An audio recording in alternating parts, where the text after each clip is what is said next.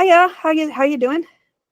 I'm good. It's really windy outside. This is the kind of day where things appear in my yard that don't belong in my yard. I love that. Anything good that you can take inside? No, it's usually trash or something. We have neighbors who don't always secure their recycling, Right. Got it. so it ends up in my backyard. Well, here, we're setting up for the St. Patrick's Day parade, which is happening tomorrow on Staten Island. And the police were coming by around 6:30 this morning and putting up the barricades, which was very noisy. So I didn't sleep well. Oh. Yeah, I did notice you texted me at like 2 in the morning. Yes, sorry about that. That's okay. I was also awake at 2 in the morning. Well, yeah, like I have found when I do reach out to you late at night, you are always there. Yeah, we're basically on the same sleep cycle. God. Yeah, so it's going to be an extravaganza tomorrow because they're finally letting the Pride Center march in the Staten Island St. Patrick's Day parade, which is huge. And we're woefully behind the rest of the city, the rest of the country, the rest of the world.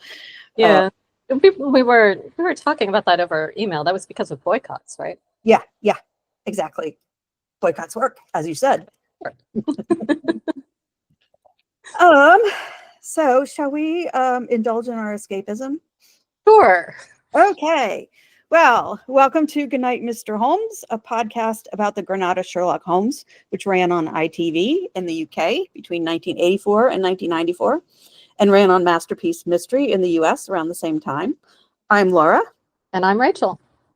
And today we are looking at episode 7 in the series, which is called The Blue Carbuncle.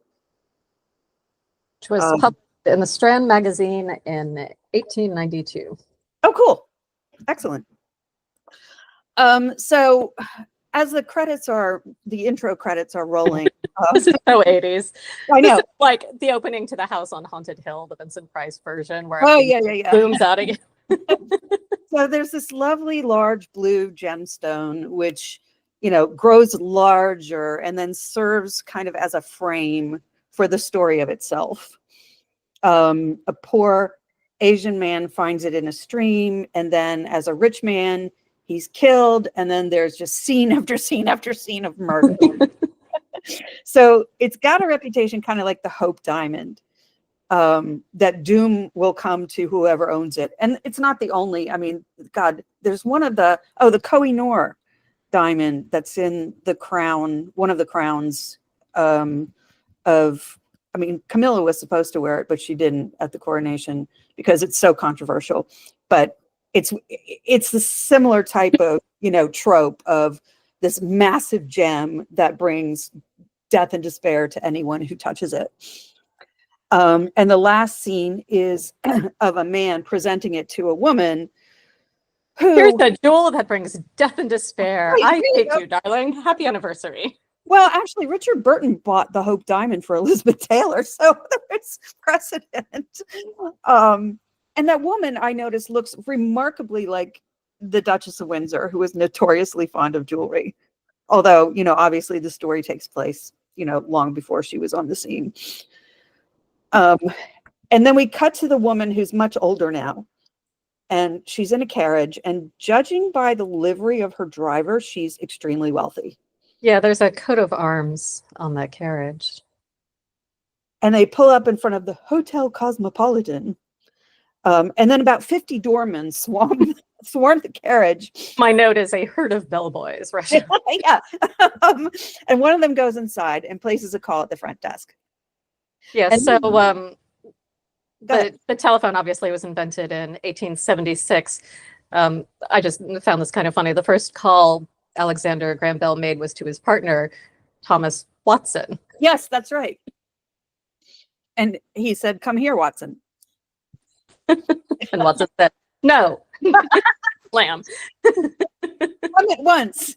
If urgent, if not urgent, come anyway.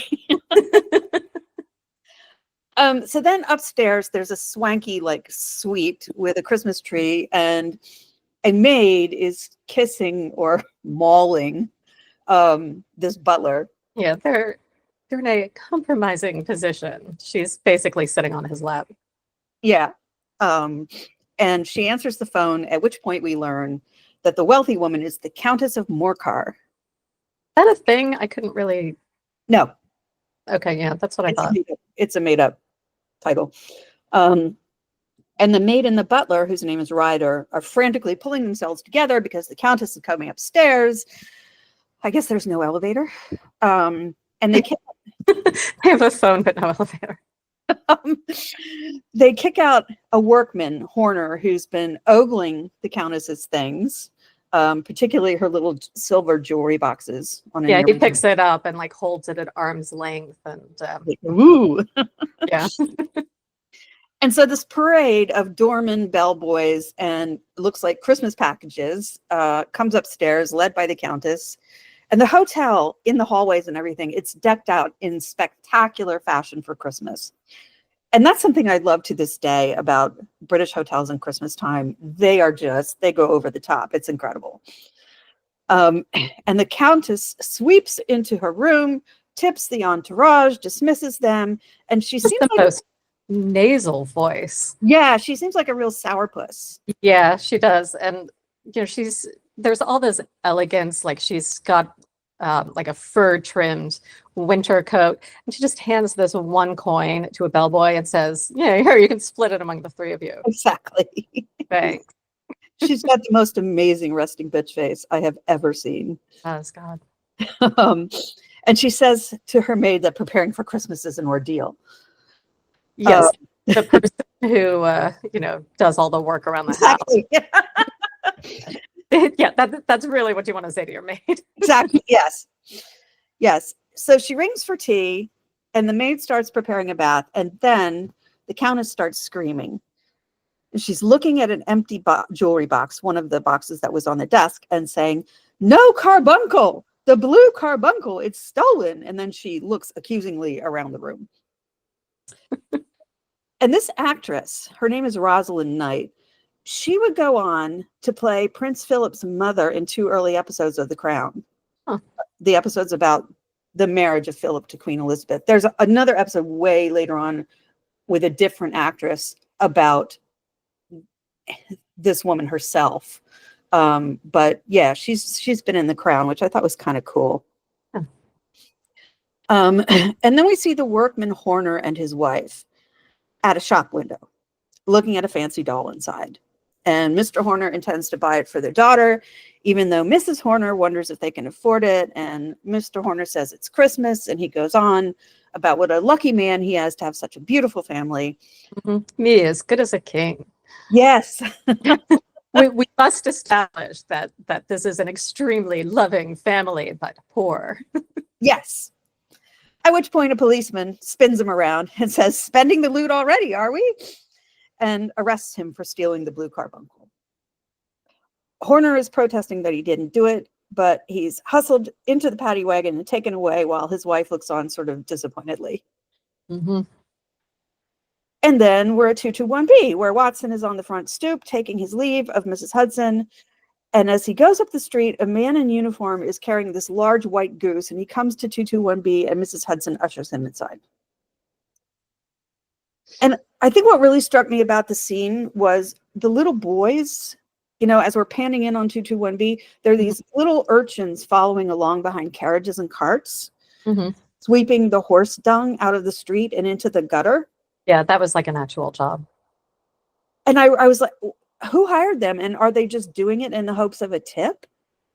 No, I think it was an actual job. I don't know who would hire them. I'll look into that. Okay. Yeah, there's I remember reading about it. All kinds of questions I had. And, where do they put the dung-covered brooms afterwards? I mean, it's not the most hygienic. Here's your broom back, sir. Yeah. Just throw fire things. And Mrs. Hudson knocks on Holmes's door and goes into his bedroom to wake him up. The man in uniform with the goose is a commissionaire named Peterson. So he's an attendant.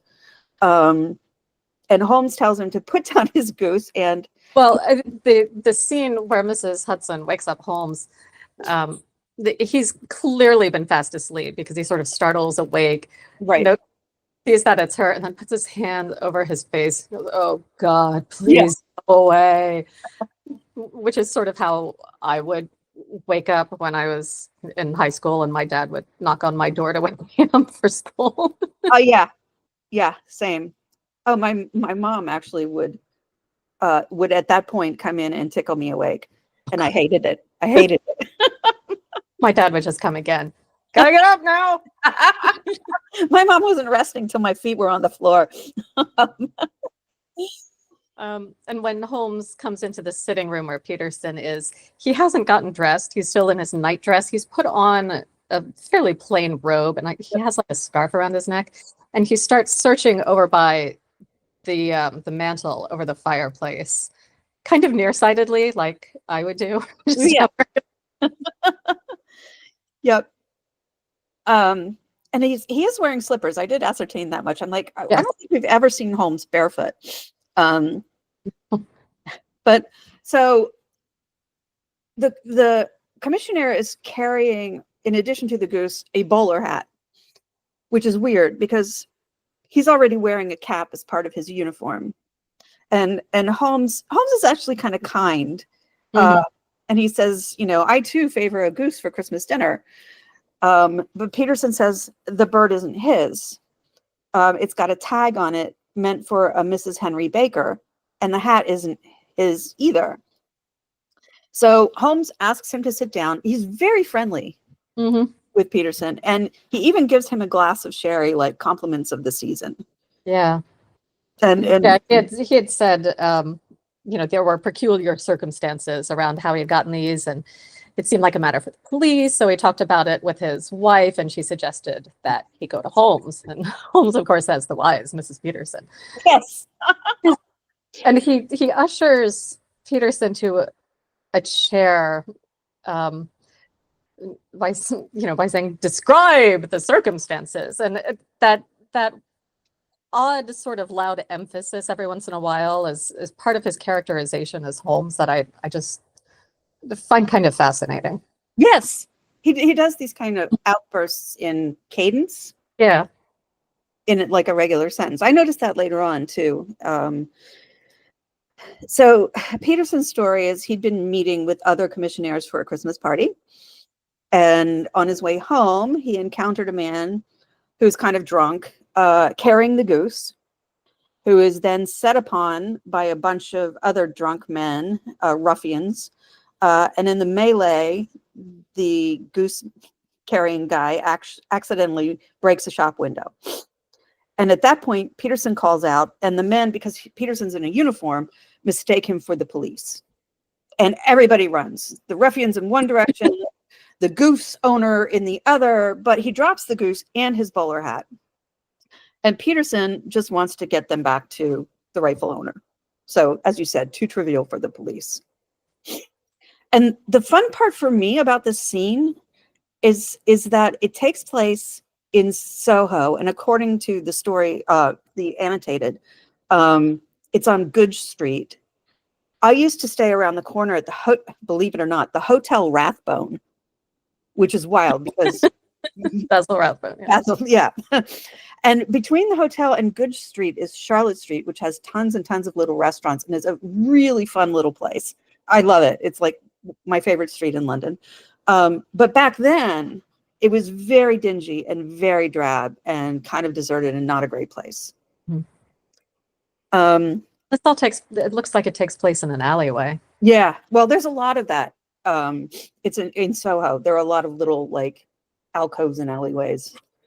And then Holmes is like, he looks like he's asleep. And when Peterson asks if his tale is too trivial, Holmes rouses himself and tells Peterson to take the bird home to Mrs. Peterson. The implication being that if he doesn't, it's going to decompose, and a perfectly good goose will be. There are distinct signs that it should be eaten as soon as possible. And Peterson is to leave the hat with Holmes.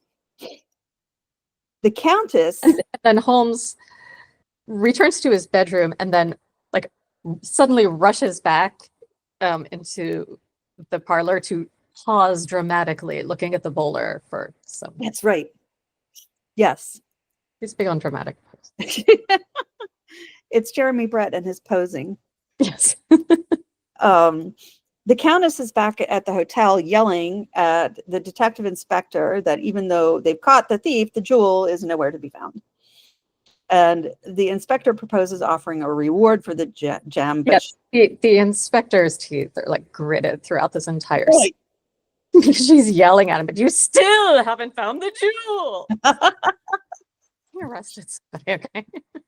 So when he says she should offer a reward, she's like, okay. And he says if she does, she'll have the jewel in 24 hours. And back at 221B, Watson is coming in with all these Christmas package and an extremely large bottle of like wine or sherry or something wrapped in brown paper. I mean, this thing was like a Jeroboam-sized bottle. And he's yelling to Holmes that the Countess of Morcar is offering £1,000 for the return of the Blue Carbuncle. So in today's money, according to Bank of England conversion calculator, that would be worth £162,368 today. Wow. Yeah. Okay.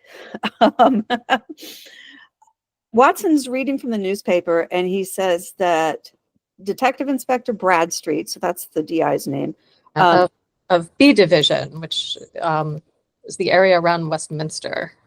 Okay. Westminster is the main tourist area of London. It's where Buckingham Palace, Westminster Abbey, Whitehall, Trafalgar Square, they're all located. Yep. And Soho's not too far away. So they've arrested a plumber, Horner, who protested his innocence in the strongest terms, and upon being arraigned, he fainted and he had to be carried out. A lot of fainting on this one. Yes, there is. Holmes, meanwhile, is contemplating the bowler hat.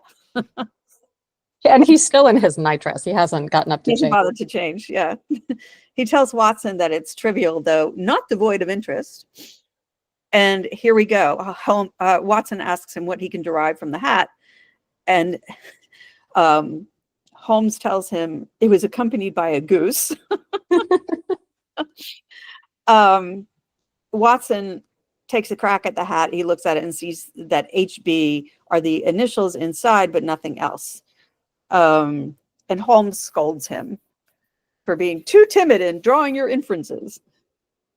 And Watson's like, all right, do your thing. And Holmes does his thing. Yeah, well, Watson says, look, I've no doubt I'm very stupid. Oh, yes. Poor Watson. A former boss of mine used to say things like that, generally as a preface to pointing out that something's kind of dumb. Look, I know I'm stupid, but this process seems overly elaborate. Yes. Oh my God. Yes. No, that's a tactic my therapist has urged me to use. Say that and then destroy the other person. Yeah. that is that. For a lot of years, there's been articles after articles saying, "Oh, women need to be more aggressive in the workplace, like men are," and like women are too stupid to know that that's right. Yeah, can't do that. Lean in as a woman. Yeah. You're going to be punished for it because aggressive in a man is considered shrill in a woman. Mm-hmm. So, there's a reason women use these tactics, but also you have to do it this way because that's how a man does it. Why are we assuming that men are right? You're right. Exactly. Just because you've been doing things longer doesn't mean you're doing them better. Maybe you've been wrong longer than we've been right. They've done so well so far, right? Oh, absolutely. Yeah, and that's why we're on the verge of a climate catastrophe. Yes. But Watson does not do that. He just kind of he doesn't. Also, I guess if you're constantly having to compare yourself to Holmes, you're like, okay, well, I guess compared to this guy, I'm very stupid. So Holmes goes on to rattle off a bunch of facts. The owner of the hat, Henry Baker, is intellectual and very well off within the past 3 years, but not so anymore due to a moral retrogression that Holmes interprets as a fondness for drink. And then he says, go ahead. It's kind of an issue we're still struggling with, like assigning morality to addiction. Oh my God. So part of what I was going to say as we were chatting before we started is if there are sudden noises that Google Meet doesn't filter out, it's because my upstairs neighbor's tweaking again. Yeah. Oh, and when he's doing that, he has a tendency to drop things or fall dramatically to the floor. And because I live under him, it's, it's a thing. But yeah, there's no moral judgment. It's just a practical, can we please stop with the noise? Yes. He does very well when he's in his program, but he can't always stay in his program. Well, and if the program is anything like Alcoholics Anonymous. Oh God, the recidivism rate is horrendous. Yeah, the recidivism rate, there were a couple of, I think, sociologists who, I mean, obviously it's anonymous, so there's a limit to what you can do, but they, in terms of researching recidivism rate, but from what they could tell, the recidivism rate is like 95 to 97%. Yep. Which, if something has a 3 to 5% success rate, it's not a success. You've got something that does not work. Right. And it might work for individuals, but those are just individuals who needed encouragement. Because, I'm waving my hands in frustration. Like this, and it's very much ingrained in America, at least, that Alcoholics Anonymous is the way to go. Right. Oh, absolutely. Yes. Go do that thing that doesn't work. There are drugs, that do work, and they have been tested. Yep, Ozempic is one of them. Really? Yes, because what it does is it quiets your brain of noise related to desires. Huh. So yeah, alcohol, food, a number of things. So that's why it's for diabetics. Yes. Well, I think there's a chemical component there. But yeah, it has this off-label use. The problem with these drugs, though, and not just Ozempic, but like there are other drugs, they're either expensive or the doctors that you have to see to get them prescribed do not accept insurance. Yeah. So there are all these hurdles to medicating drug addiction and alcoholism that, I mean, this country is to get people the help that they need. Exactly. Yes. For-profit healthcare is Yeah, exactly. That's it. That's the problem in a nutshell. Yeah. And then Holmes says his wife has ceased to love him, at which point Watson starts laughing. Yeah, like I just did. And Holmes goes on to say the man is not in great physical shape and he's recently had a haircut and his house is not equipped with gas. Gas lighting, gas heating, whatever. And Watson at that point accuses him of joking and asks how he knows the man is an intellectual. And Holmes says, it is a question of cubic capacity. And he puts the hat on and it's too big. Yeah. But that's a very Victorian belief. And yes. Not a great one. There's an actual discipline. I was reading an article in the Smithsonian magazine about this. There's an actual discipline called craniology. Yes, that's it. Yeah. Yeah, which held that analysis of the skull could tell you things about people. Mostly it could tell you things that were sexist and racist. Yes, exactly. It's like phrenology, same thing. Yeah. Yeah, the same basic thing. But there was a female statistician called Alice Lee. So we're mostly talking about the sexism part here. It was believed that because it was believed that men have larger skulls than women and therefore were smarter than women. So she decided to challenge this assumption and actually measure skulls. So in 1898, she measured the heads of the members of the Anatomical Society, who, of course, were all men and were all proponents of craniology. And she found that some of the more illustrious members had some of the smaller heads. Well, I So mean, we see this in the scene, right? Mhm. Presumably Holmes is incredibly intelligent, and exactly. Exactly. So she went on to measure more heads, both male and female, and she found that some of the men's heads were smaller than some of the women's. And, when she published her results, I mean that pretty much put an end to the discipline of craniology. I love it. Yeah. So eugenicists obviously Yes. hated these conclusions. They were a little happier though when she turned to race and God. criminology, and yeah, that's not so good. Oh. As the Smithsonian Magazine article puts it, she was on both the right and the wrong side of history. Yeah.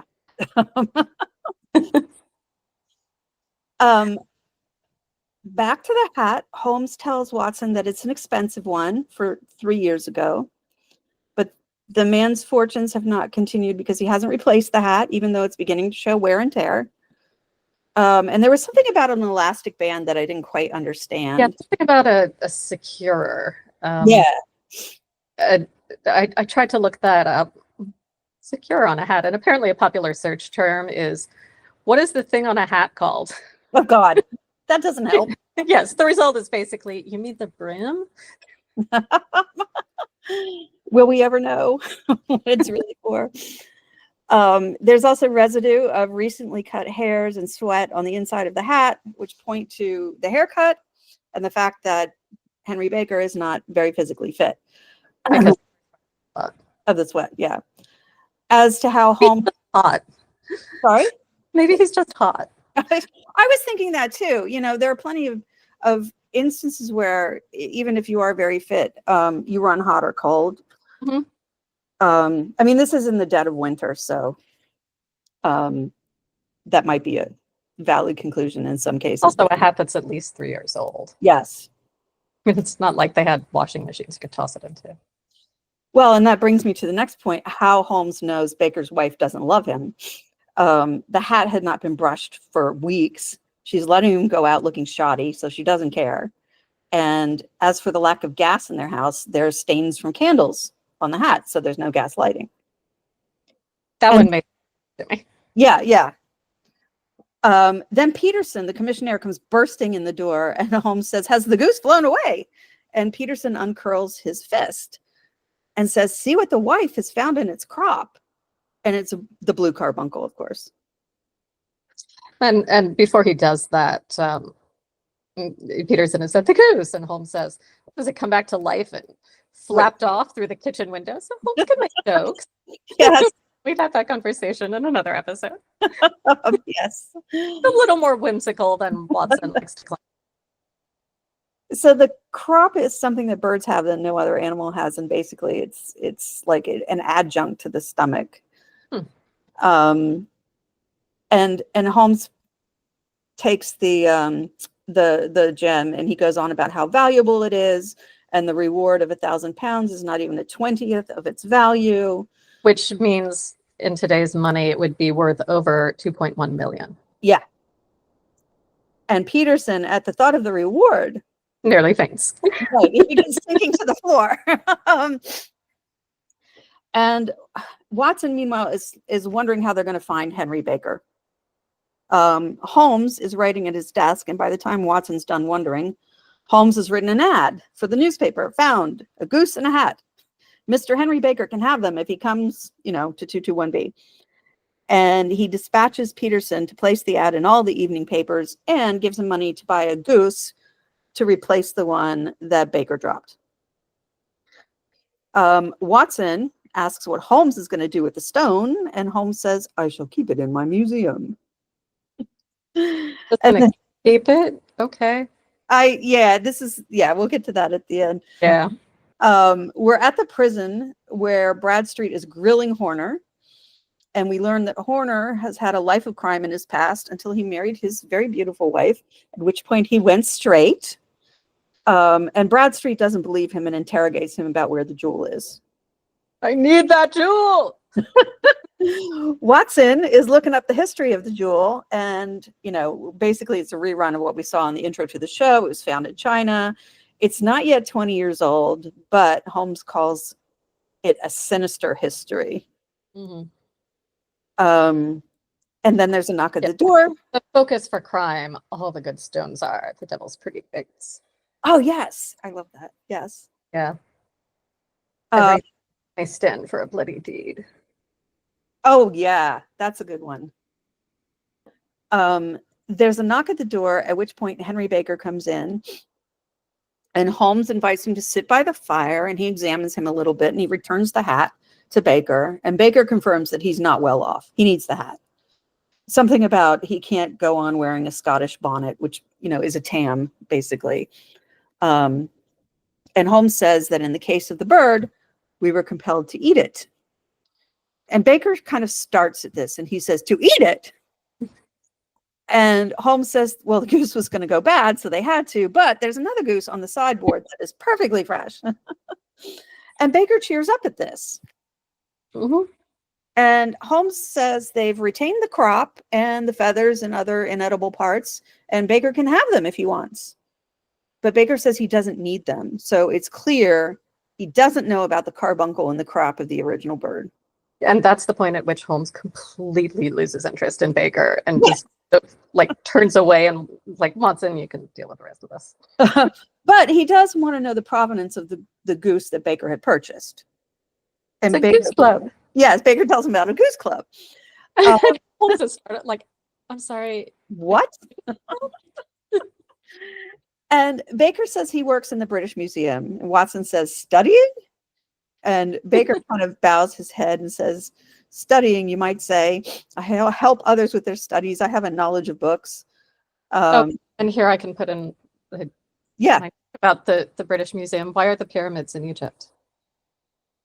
Too big to carry back to the British Museum. Exactly. Yeah, the Elgin marbles are still there. Yeah. So Baker and his colleagues are at the regulars at the Alpha Inn, which is a nearby.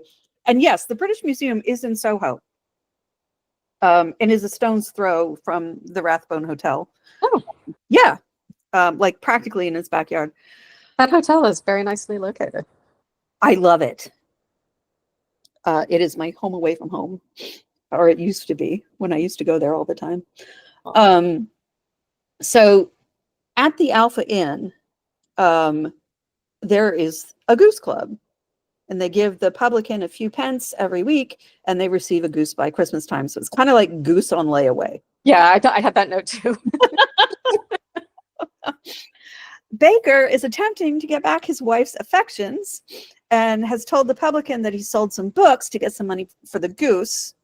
And the publican, I like this guy. He's genuinely sad for Baker's loss of the books. But Baker says the sacrifice was necessary, and he starts drinking. And eventually leaves the pub. And he orders whiskey and beer. And a beer, yeah. Shot and chaser. Yes. So he's kind of drunk when he leaves the pub and gets attacked.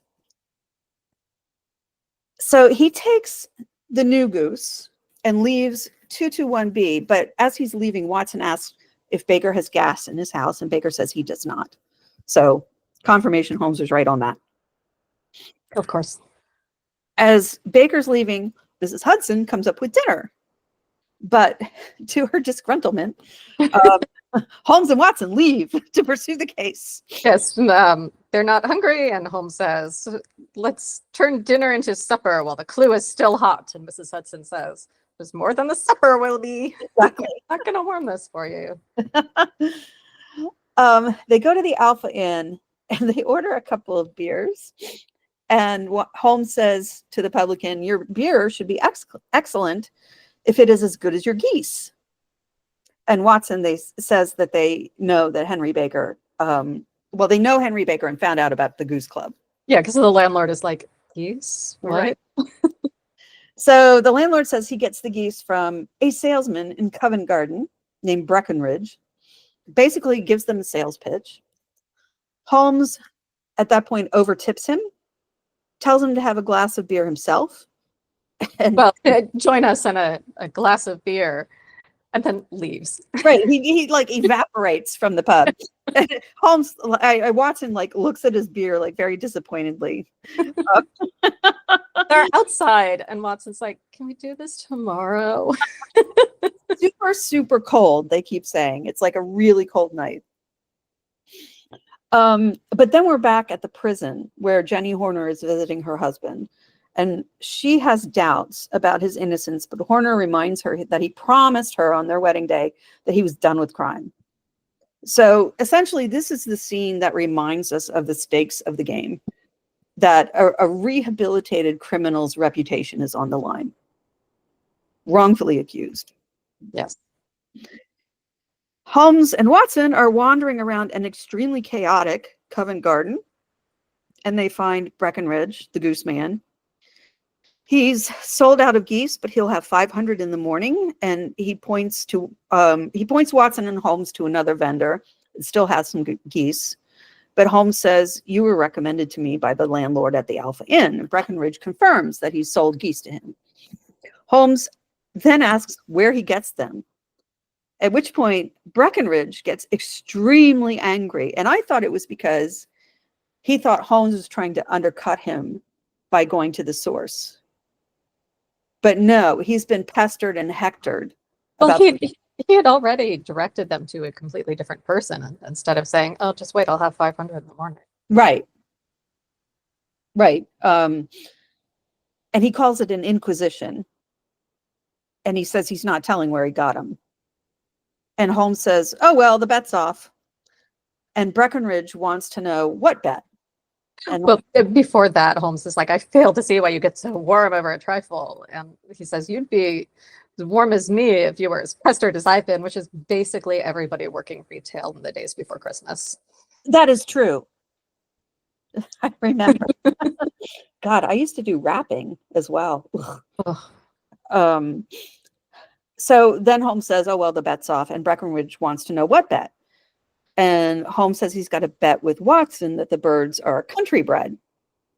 And Breckenridge insists that they're all town bred. And he's very proud of his poultry knowledge. Since I was a nipper. And Watson pretends to dog Holmes to pay up. Yeah, the fiver. It's bet with a friend. He doesn't say what that is. So if it's referring to pounds, that's equivalent to like over $500 today. So not likely pounds. If it's shilling, that would be around 27 pounds today, which is much more reasonable. Okay. And then Holmes asks Breckenridge if he'll take a bet, which Breckenridge accepts. A bet of a sovereign, which I don't know what that translates to. Different from the fiver. Look that up really quick because I don't know either. A guinea is what, a pound and a shilling? Something like that, yeah. God. You're just like, you really need a separate coin for this. Imperial. Oh my God. While you're looking that up, Breckenridge accepts the bet, shows Holmes his ledgers. He's bought these particular geese from a Mrs. Oakshott in town, so they're town bred. And Holmes reluctantly, seemingly, pays the bet to Breckenridge, although he's got what he wants. Breckenridge demands Holmes pay Watson as well. And Watson looks very pleased to receive it. But after they walk away, Holmes gives him back his money, or Watson gives him back his money. So do we know what a sovereign is? Let me put it in minus AI. Google is just worthless in this. Oh my God.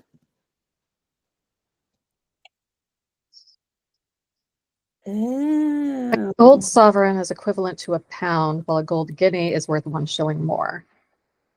Okay. Why did you just say a pound?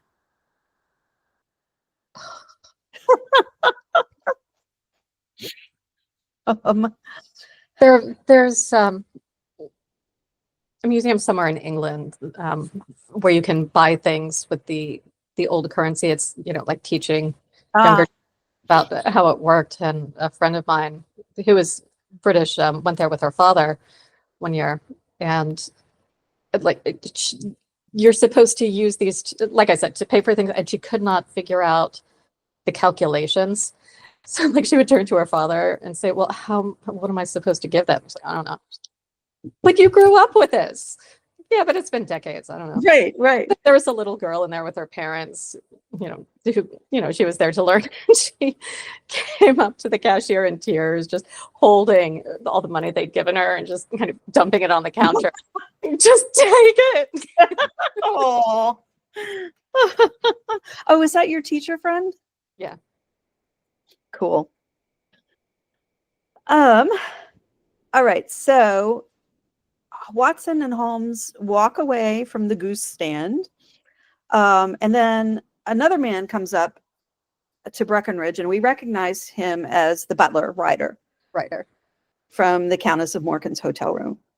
And he's asking Breckenridge about two gray-headed geese, saying that one of them was his, and he just looks so anxious. Breckenridge chases him away with a broom, which presumably doesn't have any horse dung on it. We can hope, but look at all those animals in those stalls, and he's a goose seller. It's probably got dung on it. Yeah. Watson and Holmes are watching this scene, and they follow Ryder. They tail him as he leaves Covent Garden in a state of absolute panic.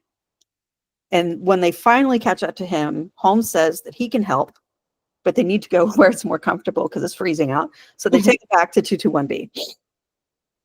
Yeah, like I'm desperate for spring to really arrive so I can get out in the garden. But this episode is really making me long for December. Like the food and yes. Oh, well, the British do Christmas like no one else. They really do. So they get settled in front of the fire, and Holmes asks his name, and Ryder says, John Robinson. And Holmes dismisses this, and he says, it's so awkward doing business with an alias. Yeah, no clue as to how he knows that. He just does, because he's Holmes. Ryder fesses up, and Holmes says, upper attendant at the Hotel Cosmopolitan. And Ryder confirms this. And again, we don't know how he knows this. Holmes says he knows that Ryder wants to know what happened to one of the gray-headed geese. Holmes knows it because he read the end of the story. He says, it came here, but it laid an egg after it was dead. The bonniest, brightest little blue egg you have ever seen. And then he motions Ryder to a lamp where he's keeping the carbuncle. Yeah, and very creepily motions him to it. Yes. His museum, I guess, is in the lamp. And then he says, the game is up, and Ryder starts to faint. So more fainting. and Holmes shouts, not there, you'll be in the fire. Right. He sticks him back in the chair. And Ryder says, of course, that the maid put him up to the theft. Yeah, and Holmes says something like, what a wretched little shrimp, like not enough blood in him for a felony. Yes. He did call him a shrimp. Yeah. And Holmes is furious that Ryder has blamed Horner for the theft. Mm-hmm. And Ryder starts sniveling and begging for mercy, and Holmes smacks him. Does he actually smack him, or does he just raise his hand? I got the impression he smacked him back into the chair. But maybe not. Maybe that was wishful thinking on my part. Ryder says he'll leave the country, and the charge against Horner will break down for lack of evidence. Holmes, while he still has the advantage, wants to know the whole story, asks Ryder how the stone found its way into the goose, and how the goose is the only hope for safety. Yes. And how the goose found its way into the market. So Ryder says after he took the stone, he was too afraid that the police would find it in his rooms. So he ran with it to his sister's house, Mrs. Oakshott with the geese. She invites him in, and he goes through to the backyard and smokes his pipe with the geese huddling in a corner. And he remembers that his sister has promised him his pick of the geese as a Christmas present. So he grabs... Although it turns out she's promised him her pick of the geese. Yeah. So he picks out this bird with a gray head and shoves the carbuncle down its gullet. Mrs. Oakshott comes out into the yard, surprising him into letting the goose go. and tells him, no, his goose is set aside. It's a different goose. Ryder insists on the gray-headed goose, and he fetches it out of the gaggle in the yard. And he tells Holmes he took the bird to his friend. They cut open the goose, and there was no stone. So he raced back to his sister's, but by that time, all the geese are gone. And she tells him there were 2 gray-headed geese, and she couldn't even tell them apart. So he runs over to Breckenridge, but Breckenridge has sold them all and won't tell him to who.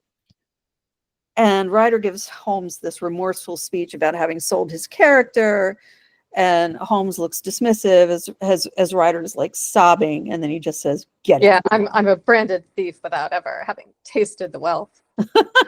Get out." Branding obviously was not done anymore. No. So what Watson's really Sort of looking at him like with disgust, but also like he's sort of painfully coming to a decision, and then he says, "Get out." Yeah, and he leaves, and Watson disapproves. And Holmes yells, and this is again like Jeremy Brett's delivery, "I am not retained by the police to supply their deficiencies." And then I got, my impression was that he was so like disgusted with this whole case, and partly that, yeah, Horner was framed, this innocent man, but also partly it was just this grubby little man who like faints when he's caught, and like, where's Moriarty? Like, where's the important? Right. This is not worth my time. Yeah, exactly. Like, this really is a trivial matter that is beneath me, and I wasted a day on it. So it's that frustration, and then he catches himself and stakes the. He says, "Maybe I am committing a felony, but I may be saving a soul. Send him to jail now, and you make him a jailbird for life." Which is odd, because Horner was a jailbird, and he's reformed himself. Also, maybe I'm committing a felony by letting the criminal go, and then just locks this jewel worth, in today's money, 2.1 million, in his desk. Yes. With his syringe for cocaine and Watson's checkbook, and like, And but that felony we don't need to talk about. Right. So they start their Christmas dinner, which is a goose. I took a look when they raised up the little, what do you call it, dome. Old Holmes favors a goose for Christmas. Yes.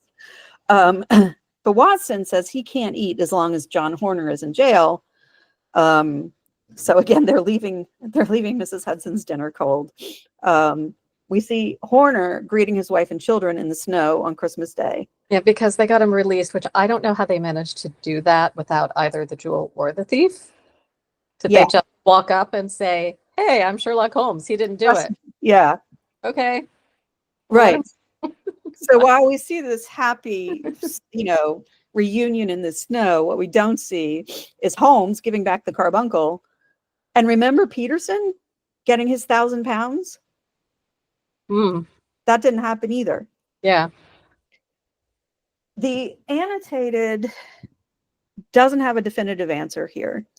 And the supposition in that book is that Holmes kept the reward for himself, which screws Peterson. I just assumed he kept the carbuncle. It was in his desk drawer till the day he died or something. Well, in the original story, Holmes tells Watson early on, "I'll lock it up in my strongbox now and drop a line to the Countess to say we have it." Okay. So say that in the episode. No, in the story, there's the implication that he's giving it back. But that's kind of a throwaway line. Mm-hmm.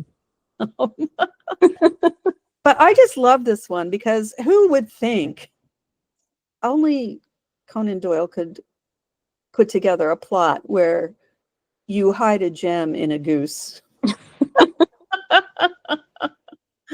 I just like, how do you even think of that? Were you able to Christmas one year? Were you able to listen to the cabin pressure episode? No, not yet. It's on my list. There's a scene. So it's Benedict Cumberbatch right after he's been accepted to do Holmes. Like he's on the cusp of fame, and he plays this harried flight, a pilot for a private airline that it consists of one plane. So it's, it's kind of a shoddy job altogether. And he has a ring that his father had given him. And somehow the adventure takes them, they encounter a gaggle of geese, and one of them eats the ring. Of course.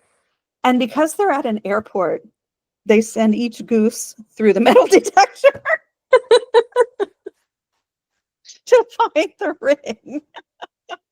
But it's so much more detailed than that. It is hilarious. It involves bees. It involves a sheep. It involves them being stuck up a tree. And this all takes place in Ireland. It is hilarious, and you have to listen to it. Well. And it will turn you on to the rest of the series, which is just incredible. Okay. Yeah, this week was kind of a lot. Oh, God, yes. And it continues to be. So what do we think of the Blue Carbuncle?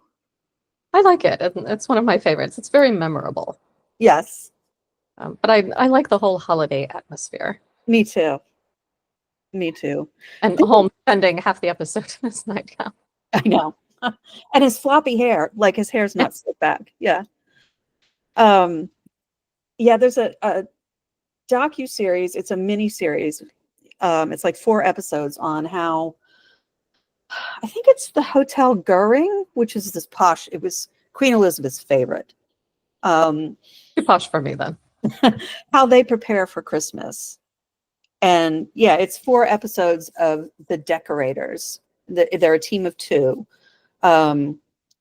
putting together all these ornate decorations for Christmas, and they're under the gun, and there's a deadline, and the guy who's in charge, who's like world famous, they report to him, and he's got to approve of everything. So which gives you a sense of how seriously these hotels take Christmas. Yeah. Well, especially if there's a chance the Queen might be coming. She actually used to do a Christmas lunch or something like close to Christmas at this hotel. So yeah. Yeah. That would be a lot of pressure.